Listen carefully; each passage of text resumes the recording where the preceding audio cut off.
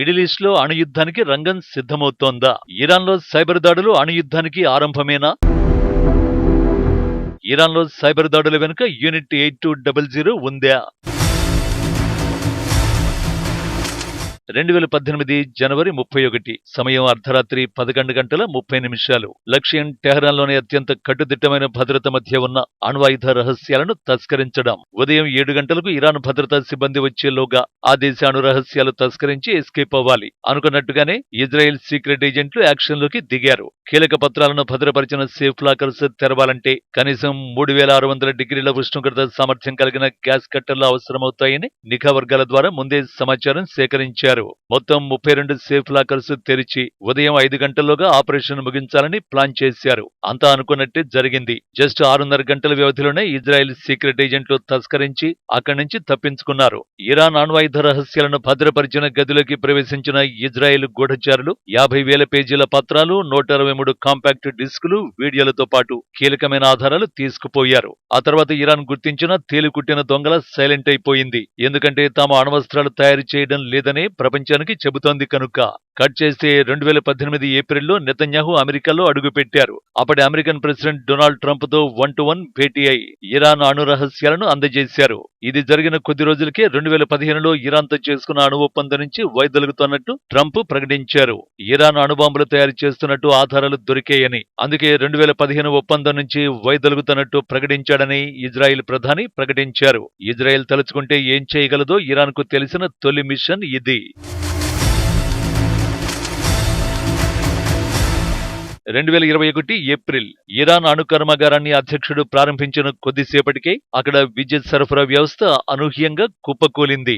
దక్షిణ టెహరాన్లోని Natanz complex వద్ద uranium శుద్ధిని శరవేగంగా చేపట్టేందుకు నిర్మించిన అధునాతన సెంట్రిఫ్యూజ్లను ఇరాన్ అప్పటి అధ్యక్షుడు హసన్ రౌహానీ ప్రారంభించారు. కర్మాగారంలో ఉత్పత్తి ప్రారంభమైన గంటల్లో విద్యుత్ సరఫరా వ్యవస్థ నిలిచిపోయింది. నటాంజ్ ప్లాంట్లో అత్యంత కీలకమైన సెంట్రిఫ్యూజులు ఉండగా విద్యుత్ వ్యవస్థలో సమస్య తలెత్తడంతో వర్క్షాప్ సహా అణుశుద్ధి కర్మాగారం అంతటా సరఫరా నిలిచిపోయిందని ఇరాన్ అణు విభాగం అధికార ప్రతినిధి బెహ్రోజ్ కమల్ వాండి తెలిపారు. దీనికి కారణాలు తెలియరాలేదని, ఎటువంటి ప్రాణ ఆస్తి నష్టం సంభవించలేదని పేర్కొన్నారు. కాలుష్య సమస్య కూడా ఉత్పన్నం కాలేదని తెలిపారు. అయితే ఈ ఘటనపై పార్లమెంటులోని ఇంధన కమిటీ అధికార ప్రతినిధి మాలిక్ షిరియాతి అనుమానం వ్యక్తం చేశారు. అణు ఉగ్రవాదమని Iran atomic energy chief Ali Akbar Salehi ఆరోపించారు. అయితే నిర్దిష్టంగా ఎవరిపైనా ఆరోపణలు చేయలేదు. కానీ ఇజ్రాయెల్ అధికారిక మీడియా సైబర్ దాడి తమ దేశ పనేనని పేర్కొంది.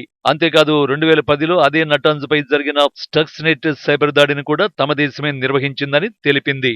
ఇజ్రాయెల్ తలుచుకుంటే ఏం చేయగలదో ఇరాన్కు తెలిసిన రెండో మిషన్ ఇది. 2024 అక్టోబర్ 12 ఆర్లీ మార్నింగ్ ఇరాన్ ఒక్కసారిగా ఉలిక్కి పడింది.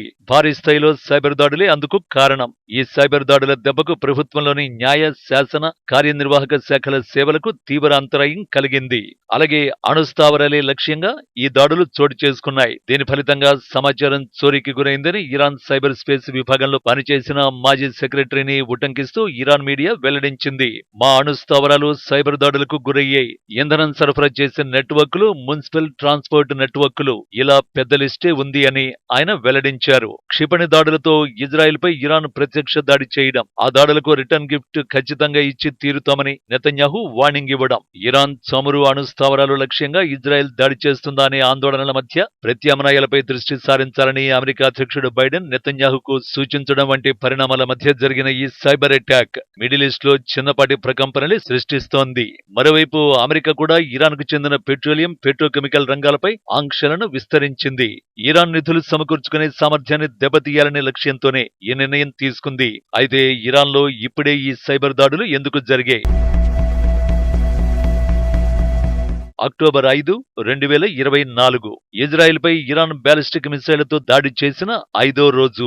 ఆ రోజు మధ్యాహ్నం ఇరాన్లోని ఖవీ రేడారి ప్రాంతం ఒక్కసారిగా కంపించింది. స్థానిక కాలమానం ప్రకారం రాత్రి 10:45 ప్రాంతంలో ఇరాన్లోని అరదాన్ నగర సమీపంలో సంభవించిన ఈ భూకంప తీవ్రత 4.5గా నమోదైంది. అక్కడికి 110 కిలోమీటర్ల దూరంలో ఉన్న ఇరాన్ క్యాపిటల్ సిటీ టెహరాన్లో కూడా ప్రకంపనలు చోటు చేసుకున్నట్టు అమెరికా భౌతిక సర్వే విభాగం ధృవీకరించింది. ఇది భూకంపం కాదని, ఖచ్చితంగా భూగర్భ అణు పరీక్షల పర్యవసానమేనని విశ్లేషణలు వెల్లువెత్తుతున్నాయి. భూకంపం సంభవించింది అణు ప్లాంటుకు అతి సమీపంలోనే అంటూ వస్తున్న వార్తలు ఈ అనుమానాలకు బలం చేకూరుస్తున్నాయి. భూకంప కేంద్రం ఉపరితలానికి కేవలం 10 కిలోమీటర్ల లోపల ఉండడం చూస్తుంటే భూగర్భ అణు పరీక్షలు జరిగి ఉంటాయని అంటున్నారు. భూకంపం రికార్డైన ఖవిరి ఎడారి ప్రాంతం భూకంపాలు వచ్చే జోన్లో లేదు. ఖవిరి ఎడారి ఇరాన్లోని సేమ్నాన్ ప్రావిన్స్ లో ఉంది. 4.5 మాగ్నిట్యూడ్ భూకంపం అనేది చిన్నది. సాధారణంగా భూగర్భ అణు పరీక్షలు జనావాసాలకు దూరంగా ఎడారుల్లోనే చేస్తారు. అణు పరీక్షలు జరిపినప్పుడు 2.5 నుంచి 4.5 మధ్యలో ప్రకంపనలు రికార్డవుతాయి. రిక్టర్ స్కేల్ మీద ఇరాన్ పక్కనే ఉన్న ఆర్మేనియాలో భూ ప్రకంపనలు రికార్డ్ చేసే సిస్మిక్ కేంద్రం ఉంది. ఆర్మేనియా అధికారుల కథనం ప్రకారం భూ ప్రకంపనలు వచ్చిన తీరు పరిశీలిస్తే అది అణు పరీక్ష జరిపినట్లుగా ఒకే ఒక ప్రకంపన రికార్డయింది. అదే భూకంపమైతే కనీసం 2 నుంచి 3 ప్రకంపనలు వస్తాయి. సో ఇరాన్ భూగర్భ అణు పరీక్ష నిర్వహించింది.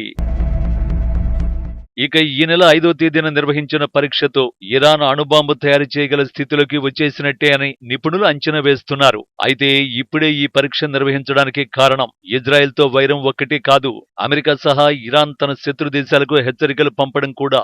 ఇటీవల అమెరికా అధ్యక్ష రేసులో ఉన్న ట్రంప్ ఆలస్యం దేనికి, ఇరాన్ను కొట్టాల్సిన చోట కొడితే సరిపోతుందని సంచలన వ్యాఖ్యలు చేశారు. అంటే అధ్యక్ష ఎన్నికలలో తాను గెలిస్తే ఇరాన్ అణుస్థావరాల మీద దాడికి ఆదేశిస్తాను అనే సంకేతం ఇచ్చారు. కమలా హారిస్ గెలిచిన డెమోక్రాట్లు ఇరాన్ మీద దాడికి ఒప్పుకుంటారు. కాబట్టి ఇరాన్ అణు పరీక్ష జరిపి ఇటు ఇజ్రాయెల్ కు అటు అమెరికాను హెచ్చరించే ప్రయత్నం చేసిందనేది విశ్లేషకుల మాట.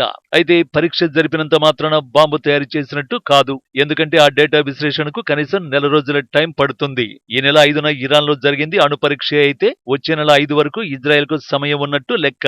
ఈలోగా ఇరాన్ అణు పరీక్ష రహస్యాలను రాబట్టాల్సి ఉంటుంది. ఆ సీక్రెట్స్ తెలుసుకుంటే గతంలో మాదిరిగానే ఇరాన్ అణు లక్ష్యాలను చేరుకోకుండా దెబ్బకొట్టి వీలుంటుంది. ఈ లెక్కలతోనే ఇరాన్ లో సైబర్ దాడి చేసినట్టు కనిపిస్తోంది. మరి ఈ దాడులు చేసింది ఎవరు? యూనిట్ 8200 ఇటీవల లెబనాన్లో హిజ్బుల్లా ఫైటర్లను నిలువన వణికించేసిన వ్యూహంలో మొస్సాద్తో పాటు ఈ కిల్లర్ యూనిట్ కూడా ఉంది. ఇజ్రాయెల్లోని మిలిటరీ ఇంటెలిజెన్స్ డైరెక్టరేట్ లో 9900 యూనిట్, 504 యూనిట్ తో పాటు యూనిట్ 8200 ఏర్పాటు చేశారు. ఇంటెలిజెన్స్ సేకరణతో పాటు సైబర్ డిఫెన్స్ కోసం ఈ యూనిట్ పనిచేస్తుంది. సైబర్ డిఫెన్స్ కోసం అవసరమైన పరికరాల్ని అభివృద్ధి చేయడము ఈ యూనిట్ విధుల్లో ఓ భాగం. అమెరికా నేషనల్ సెక్యూరిటీ ఏజెన్సీతో కలిసి చాలాసార్లు ఉగ్రవాదులపై ఆపరేషన్లు నిర్వహించిన హిస్టరీ ఉంది. లెబనాన్, సిరియాల్లో పేజీలు, వాకీటాకీల్లో పేలుడు పదార్థాలు ఎలా అమర్చొచ్చు, వాటిని ఎలా పేల్చొచ్చన్న అంశంపై ప్లానింగ్, వాటిపై ప్రయోగాలు పూర్తిగా ఈ యూనిట్ ఆధీనంలోనే జరిగినట్లు నిపుణులు చెబుతున్నారు. దీనిపై ఇప్పటి వరకు అధికారికంగా ఎలాంటి ప్రకటన రాలేదు, రాదు కూడా. ఈ యూనిట్ కు దక్షిణ ఇజ్రాయెల్లోని నెగేవ్ లో ప్రపంచంలోని అతి పెద్ద లైజరింగ్ బేస్ ఉన్నట్లు 15 సంవత్సరాల క్రితం అంతర్జాతీయ మీడియా తెలిపింది. ఇక్కడ పశ్చిమాసియా, ఆసియా, ఆఫ్రికా, యూరోప్ లోని ఫోన్ కాల్స్, ఈమెయిల్స్, ఇతర కమ్యూనికేషన్లను పర్యవేక్షిస్తారు. ఇజ్రాయెల్ దౌత్య కార్యాలయాల్లోని కోవర్ట్ లైజరింగ్ పోస్టులు, గల్ఫ్ జలాల్లోని అండర్ కేబుల్స్ ను ట్యాప్ చేయడం వంటి కార్యకలాపాలు జరుగుతాయి. 2010లో సిరియాలో న్యూక్లియర్ అనుమానిత సైట్ ను ధ్వంసం చేసిన ఆపరేషన్ ఆర్చర్డ్ లో ఈ యూనిట్ కీలక పాత్ర పోషించింది. నాడు అమెరికా నిఘా సంస్థ మాజీలతో కలిసి సిరియా ఎయిర్ డిఫెన్స్ వ్యవస్థలో కిల్ స్విచ్ ని నిర్వీర్యం చేసిందని న్యూయార్క్ టైమ్స్ కథనంలో పేర్కొంది. అన్నింటికి మించి ఈ యూనిట్ నేరుగా ప్రధానికే రిపోర్ట్ చేస్తుంది. నిజానికి ఈ యూనిట్ కార్యకలాపాలు దేశం బయట కూడా జరుగుతాయి. ఇరాన్ అణు కేంద్రాన్ని ధ్వంసం చేసి సెంట్రిఫ్యూజ్లను ధ్వంసం చేసిన స్టక్స్నెట్ ఈ యూనిట్ అభివృద్ధి చేసింది. గతంలో ఇరాక్ అణ్వస్త్ర తయారీ ప్లాంటును ఇజ్రాయెల్ ఆపరేషన్ ఉపేరా నిర్వహించి ధ్వంసం చేసింది. ఇరాక్ 1976లో ఫ్రాన్స్ నుంచి కొనుగోలు చేసిన న్యూక్లియర్ రియాక్టర్ ని బాగ్దాద్కు 17 కిలోమీటర్ల దూరంలో ఏర్పాటు చేసింది. దీని ఆధారంగా అణ్వాయుధం తయారు చేస్తోందని గుర్తించిన మొస్సాద్ దీనిని ధ్వంసం చేయడానికి 1981 జూన్ 7న యుద్ధ విమానాలను రంగంలోకి దించింది. అనుకున్నట్టుగానే ఆ కేంద్రంపై యుద్ధ విమానాలు దాడి చేశాయి. క్షణాల్లోనే ముగిసిపోయిన ఆనాటి ఆపరేషన్లో కూడా యూనిట్ 8200 కీలక పాత్ర పోషించిందని చెబుతారు. ఇలాంటి ఎన్నో ఆపరేషన్లను విజయవంతంగా పూర్తి చేసిన హిస్టరీ యూనిట్ 8200 సొంతం. ఇరాన్ లో సైబర్ దాడులు ఈ యూనిట్ చేసినవి అని చెప్పడానికి ఈ ఉదాహరణలు చాలు. మరి అనుకున్న లక్ష్యాన్ని చేరిందా అంటే అందులో కూడా అనుమానం అవసరం లేదు. ఎందుకంటే ఈ యూనిట్ ఇప్పటి వరకు ఫెయిల్ అవ్వలేదు. అక్టోబర్ 5న ఇరాన్ జరిపిన అణు పరీక్షలో విజయం సాధించిందో లేదో తెలుసుకోవడంతో పాటు ఒకవేళ అణుబాంబు తయారీకి టెహ్రాన్ సిద్ధమైతే ఆ వివరాలు ఇప్పటికే టెల్-అవీవ్ చేతికి చేరి ఉంటాయనడంలో సందేహం లేదు. తాజా సైబర్ దాడుల్లో ఇజ్రాయిల్ ఈ లక్ష్యాలను చేరుకుని ఉంటే ఇరాన్ ఎప్పటికీ అణ్వస్త్రాల్ని తయారు చేయలేదు. పైగా ఇరాన్ న్యూక్లియర్ ఫెసిలిటీస్ పూర్తిగా ధ్వంసం చేసే యాక్షన్ ప్లాన్ ఇజ్రాయెల్ దగ్గర ఖచ్చితంగా ఉంటుంది. చూస్తుంటే ఇరాక్ అణ్వాయుధ తయారీ ప్లాంటును ఆపరేషన్ ఒపేరాతో ధ్వంసం చేసినట్టే ఇరాన్ నటాంజ్ అణు కేంద్రాన్ని ఇజ్రాయెల్ టార్గెట్ చేయబోతున్నట్టు కనిపిస్తోంది. అదే జరిగితే మిడిల్ ఈస్ట్ లో మరిన్ని మంటలు తప్పవు.